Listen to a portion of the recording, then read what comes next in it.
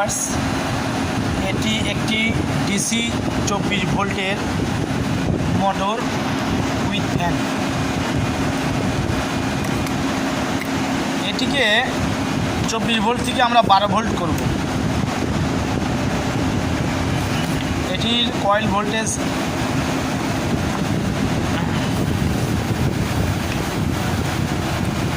Coil voltage 24, DC 24 volt 0.75 ampere,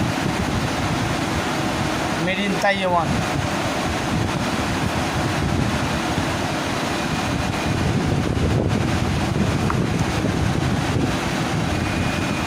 এই যে খোদাই করে লেখা আছে মেড ইন তাইওয়ান। এটিকে আমরা কয়েল খুলে এটিকে 24 ভোল্ট থেকে কনভার্ট করে 12 ভোল্ট তৈরি করব। তাহলে এটির স্পিড বাড়বে এবং লংজিভিটি বাড়বে।